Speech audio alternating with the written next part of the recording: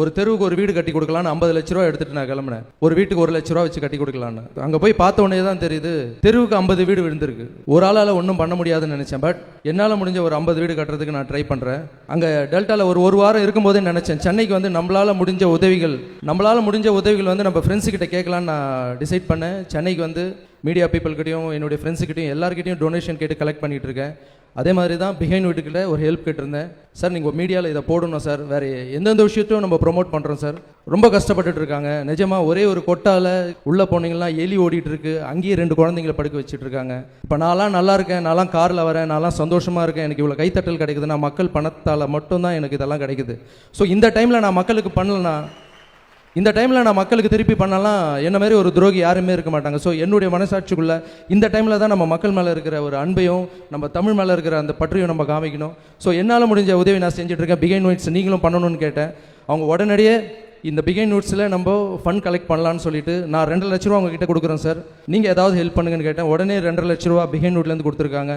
அவங்க ஃப்ரெண்ட்ஸுக்கிட்டேருந்து ஒரு 2 lakhs வாங்கி கொடுத்துருக்காங்க. இதுக்காக மேடையில் இவ்வளோ டைம் ஒதுக்கி கொடுத்து எனக்கு இந்த வாய்ப்பு கொடுத்ததுக்கு நன்றி தெரிவிச்சுக்கிறேன். Thank you so much. சோநாடு சோறுடைத்து என்று சொல்வார்கள். தமிழகத்திற்கே சோறு போட்ட மண் தான் அந்த சோழ நாடு. தஞ்சை, திருவாரூர், நாகப்பட்டினம், புதுக்கோட்டை போன்ற மாவட்டங்களில் கஜா புயலினுடைய கோரத்தாண்டவத்தை நாம் பார்த்திருக்கிறோம். உடனடியாக எம்முடைய மக்கள்வாதை இளைஞர்கள் 100கணக்கிலே அங்கே நாங்கள் புயலினுடைய அந்த கோரத்தாண்டவத்தை கேள்விப்பட்ட உடனேயே நாங்கள் அனுப்பினோம். அங்கே போய் நம்முடைய இளைஞர்கள் மிகச்சிறந்த அந்த மனிதாபிமான பணியை அவர்கள் ஆற்றினார்கள். அப்பொழுது நாம் கேள்விப்பட்டது மிகுந்த மனவேதனையையும் வலியையும் ஏற்படுத்தியது. ஊருக்கே சோறு போட்ட நம்முடைய மக்கள் பட்டினியாக வாடுகிறார்கள் என்ற செய்தி உள்ளத்திலே நெஞ்சத்திலே மிகுந்த வலியை ஏற்படுத்தியது. எனவே எங்களால் முடிந்த அளவிற்கு எவ்வளவு செய்ய முடியுமோ 100கணக்கிலே 1000கணக்கிலே எம்முடைய இளைஞர்கள் அந்த பகுதியிலே மிகச்சிறந்த அந்த நிவாரண மறுவாழ்வு பணிகளை அவர்கள் மேற்கொண்டார்கள்.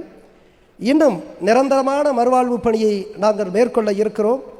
அதனுடைய ஒரு பகுதியாக இன்றைக்கு நம்முடைய அன்பிற்குரிய இளவல் ராகவா லாரன்ஸ் அவர்கள் மிகப்பெரிய ஒரு மனதுக்கு சொந்தக்காரர், இந்த சமூகத்தை உளமாற நேசிக்கக்கூடிய ஒப்பற்ற கலைஞர் அவர் கொடுத்த இந்த பெரும் தொகை நிச்சயமாக அந்த எளிய மக்களுக்கு உதவும் என்று கருதுகிறேன்.